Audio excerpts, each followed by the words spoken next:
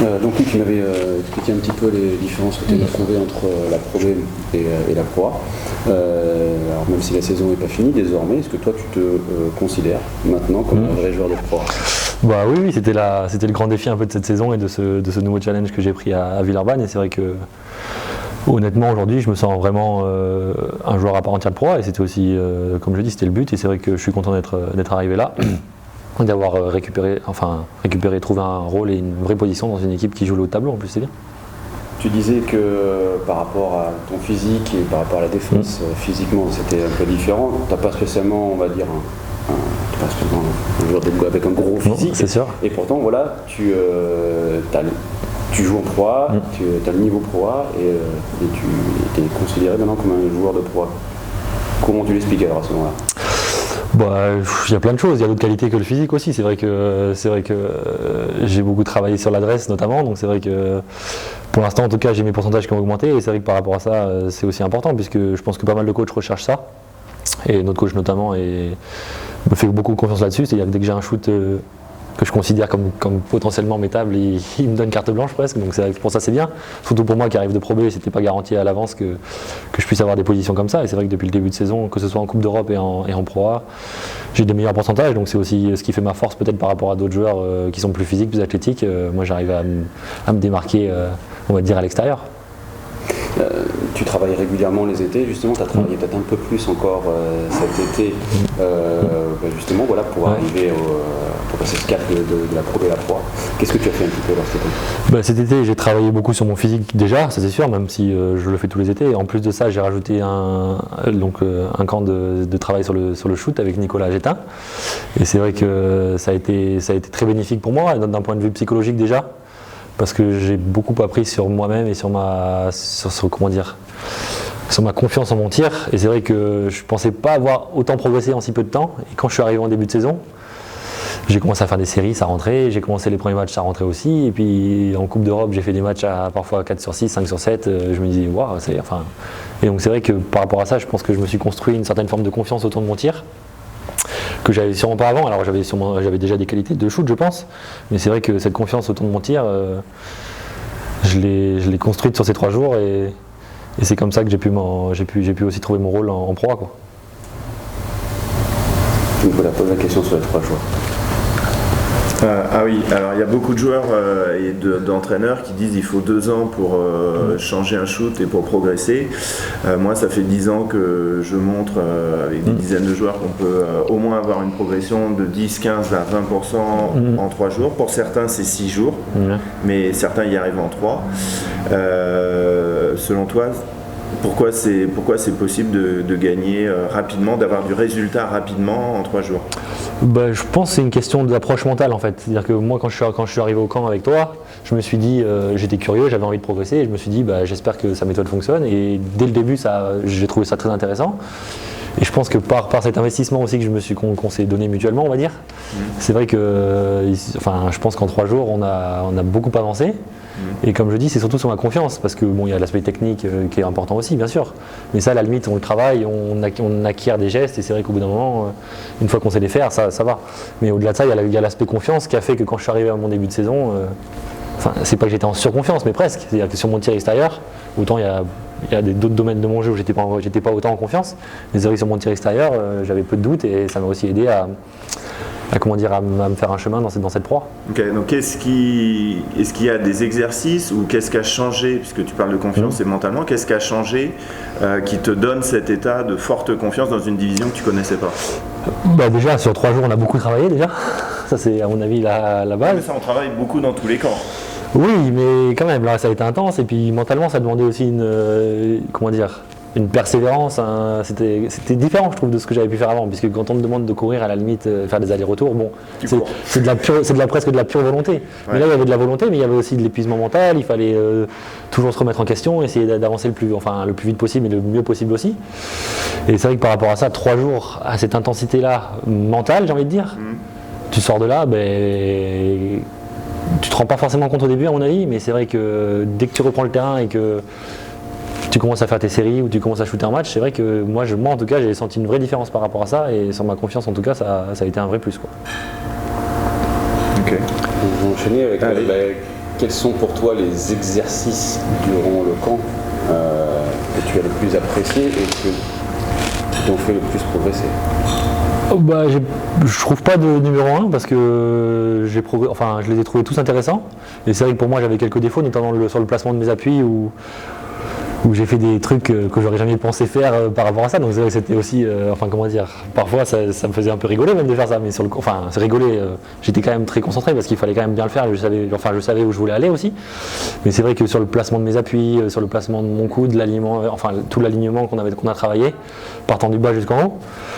Plein d'exercices aussi, même des exercices qui m'ont fait mal derrière les épaules, alors que des muscles que je connaissais même pas, j'avais l'impression, et c'est vrai que ça je m'en rappelle encore et ça m'a marqué.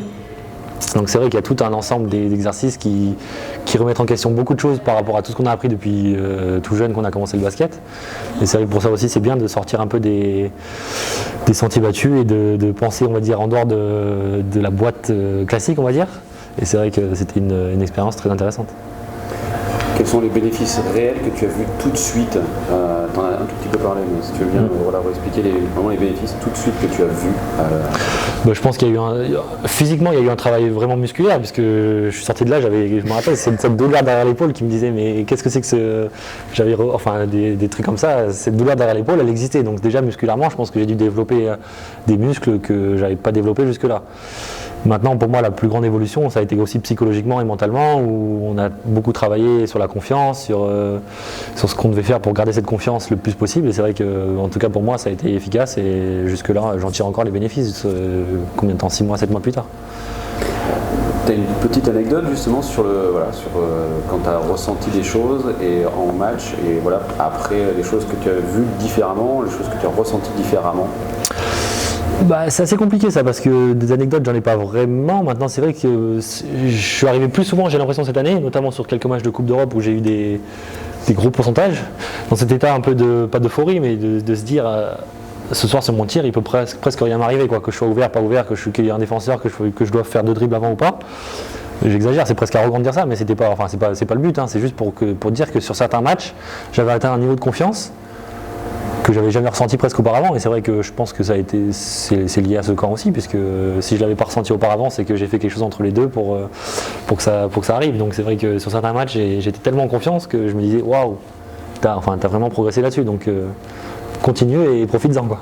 Donc c'est quoi, le surplus de confiance? C'est parce que tu te sens plus shooter, tu te sens plus avec ton talent à le développer, ou c'est autre chose? Je saurais pas dire exactement d'où ça vient. Plus shooter, je me sentais déjà shooter. Ouais. Et pourtant, je me sens plus shooter encore aujourd'hui, c'est vrai. C'est pour ça. Ouais, c'est vrai que c'est dit comme ça, c'est vrai en fait. C'est que je me sentais shooter, mais j'étais pas aussi sûr entre guillemets. Et là, c'est vrai que maintenant, je peux me considérer vraiment comme un shooter en tout cas. Donc c'est là-dessus. C'est comme je dis toujours, c'est une démarche mentale aussi. Le mental est très important là-dedans. Et c'est vrai que surtout sur le tir. Et c'est vrai que je me sens vraiment shooter quoi. Plus que je me le sentais avant, mais là c'est toujours plus en fait. Toujours c'est ça. C'est plus objectif. Voilà, plus objectif déjà, puisqu'il y a des chiffres concrets qui le montrent en plus. Ouais. Mais en plus de ça, quand je rentre sur un terrain, je sais que si je suis ouvert ou si j'ai une bonne position, je me sens assez bien dedans pour me dire que je vais me mettre dedans. Quoi. Donc tu n'as plus d'état d'âme par rapport à ça? Beaucoup moins. Beaucoup moins. Ouais. Ok. C'est quoi la plus grande leçon que tu as apprise dans ce stage?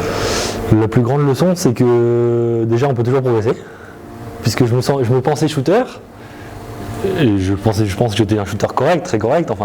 J'ai eu dans ma carrière des pourcentages toujours bons, corrects on va dire. Et c'est vrai que je pensais pas pouvoir progresser autant en fait sur un aspect de mon jeu que je pensais déjà assez bien développé. Et c'est vrai que en peu de temps, on a bien travaillé, et c'est vrai que ça c'est la plus grande leçon que je retire, c'est qu'on peut toujours progresser même sur un point fort qu'on pense avoir. Donc c'est plutôt une bonne nouvelle. Quels sont les 3 conseils que tu as retenus éventuellement? 3 phrases, 3 conseils 3 phrases, 3 conseils, c'est compliqué, c'est plutôt des exercices qu'on a fait qui comment dire, c'est un tout en fait. C'est assez compliqué de ressortir 3 éléments, de dire oui ça c'était bien, ça. Non, c'est plus complexe que ça en fait. C'est c'est 3 jours là, avec le travail vidéo qu'on a fait aussi sur ce qu'on avait fait de bien sur certains matchs, qu'on avait fait de moins bien, le travail sur le terrain, qui font qu'en fait on ressort comme dans une petite bulle en fait, en se disant ah ouais, enfin je peux faire ça très bien, ça je le fais moins bien, et puis je peux encore progresser sur mon tir, et puis j'ai progressé sur mon tir, et puis j'ai des nouvelles douleurs qui arrivent, donc mon muscle peut-être qu'il s'est plus développé, et puis finalement on commence à shooter, et puis on se sent bien, et puis sur certains matchs ça va bien aussi. Donc c'est quand même cette bulle de confiance qu'on se construit qui fait qu'à la fin on a vraiment l'impression d'avoir progressé, je pense, plus que sous toute forme de différents camps que j'ai pu faire, je pense. Alors, quels seraient les 3 petits conseils que tu donnerais à un joueur qui veut s'améliorer Bah déjà il peut venir faire le camp s'il veut. Déjà ça je peux lui conseiller, parce que c'est vraiment, enfin c'est un truc que je conseille déjà. Après bon, c'est pas des clichés, mais déjà le travail, la rigueur, c'est la clé aussi dans ce type de camp. Donc, et puis même globalement, je pense pour une carrière, pour que ça fonctionne, le travail et la rigueur, ça reste la clé, je pense. Et puis ouais, l'important aussi, c'est toujours travailler mentalement, essayer toujours de vouloir explorer de nouvelles choses peut-être. Et ça peut être aussi intéressant par rapport à ce camp qui sort des sentiers battus. Et c'est vrai qu'explorer de nouvelles choses, parfois ça peut être intéressant puisque ça permet aussi de se tester. Et c'est vrai que moi, comme je disais tout à l'heure, je me pensais être un bon shooter avant ce camp. Et finalement, en acceptant de sortir des sentiers battus, de faire des choses que j'avais jamais fait de toute ma vie, alors que j'ai commencé le basket à 7 ans et que j'en ai 27 aujourd'hui, eh ben, je me suis retrouvé sorti de là où j'allais progresser. Donc peut-être accepter aussi parfois d'écouter des choses qu'on n'a pas l'habitude d'entendre en tout cas.